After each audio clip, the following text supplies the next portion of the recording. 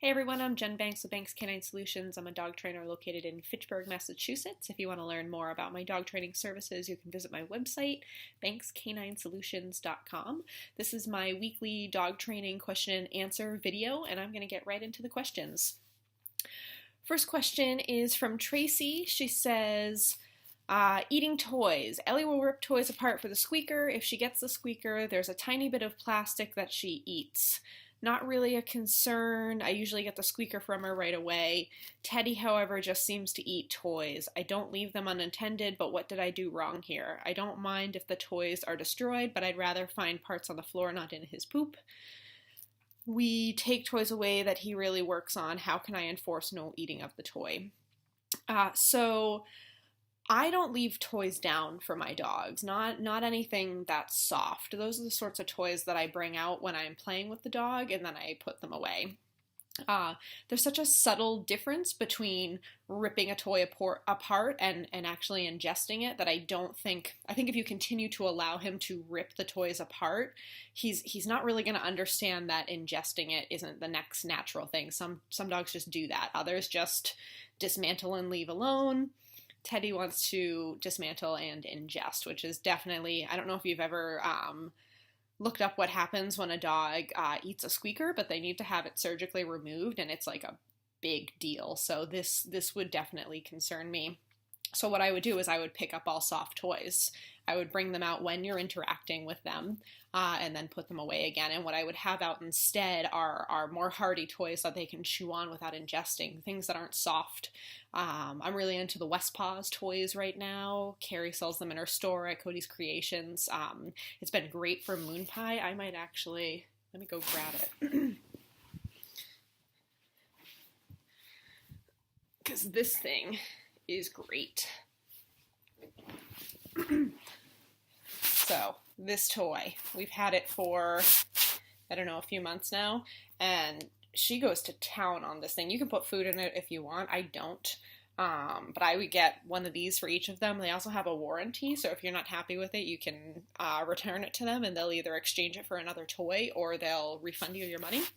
Kongs are great as well, and then when he wants to actually, like, tear something apart, give him a bully stick or something like that to chew on. So that's how I would handle the toy issue. I'm sure it's not exactly what you want to hear, but I don't, like, even right now, my dogs don't have any soft toys down right now because Moon Pie at least would do the same thing. All right, next question comes from Karen, and bear with me. I just woke up. I need a little coffee. Hold on. All right. My 12-month-old hound loves to dig, and he doesn't care where he digs. He will dig in the yard. He will mock dig in his crate, on my bed, anywhere he is trying to hide treats. How can I stop his digging? This is a great question, because this is definitely a behavior that could get really out of hand if you don't do something about it. So there are two different things I want to address in this question, and the first is, how do you stop a behavior? You stop a behavior with some form of punishment, and that means you need to catch the dog in the act of doing the behavior you don't like, and then you need to do something that he finds undesirable or intolerable to stop the behavior. I use a squirt bottle a lot in the house. I've got my squirt bottle right here, where I say no, point the squirt bottle at the dog, squirt the dog. And Moon Pie's already like, what did I do? I didn't do anything. Out in the yard, I've not used a squirt bottle a lot in the yard. I use a long line on a dog in the yard a lot, especially if I don't have voice control over a dog in my yard. They're going to be wearing a long line. They're not going to be free, even if I'm in a fenced-in yard. So you might need to put a long line on the dog while he's out in your yard and use the line to stop him as well. So when you're delivering effective behavior, what you really want is you want voice control. I want a dog who hears the word no and stops what I'm doing. To get that, I need a few hundred repetitions of me saying no and then some sort of punishment happening. Like I said, I use the squirt bottle. So if my dog was digging at her bed right now, I'd be very still and I would say no. And then I would grab my squirt bottle, point it at her, squirt her, and put it back. And I want to do that a few hundred times before I'm going to expect my dog to just hear no and stop immediately. You can do something very similar in the yard. You would just use you can try the squirt bottle in the yard. I don't know if it would work or not. It kind of depends on how easily you can get over to him, or you can use a long line for that.